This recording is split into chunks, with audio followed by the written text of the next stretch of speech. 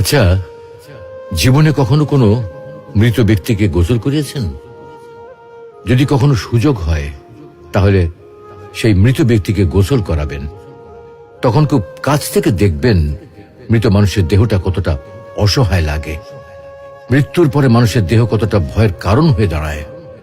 সুযোগ পেলে রাতে লাশটা পাহারা দেবেন, তখন বুঝতে পারবেন প্রিয় মানুষটার লাশ রাতের বেলায় আপনার কাছে কতটা অদ্ভুত লাগে, কতটা ভয়ের কারণ হয়ে ওঠে, কতটা আতঙ্কের কারণ হয়ে যায়। সুযোগ পেলে মৃত ব্যক্তির শরীরে একটু হাত লাগিয়ে কিছুক্ষণ তার স্পর্শ নেবেন। আপনি তখন উপলব্ধির সুযোগ পাবেন এই পৃথিবীতে বিশাল প্রভাব প্রতিপত্তি মৃত্যুর পরে কতটা নির্যাতনের রূপ নেয়। সুযোগ পেলে আপনজনদের লাশ কবরে নামাবেন খুব আগ্রহ নিয়ে। শেষবারের মতো মৃতদেহের মুখটি একবার দেখার চেষ্টা করবেন এবং বারবার উপলব্ধি করার চেষ্টা করবেন এই মৃতদের সাথে অনন্তকালের যাত্রার পথে এটাই আপনার জীবনের শেষ দেখা। সুযোগ পেলে মাঝে মধ্যে কবরস্থানে গিয়ে নীরবে কিছুক্ষণ দাঁড়াবেন। এরপর মনে মনে চিন্তা করবেন জীবনের লাভ ক্ষতির হিসাব।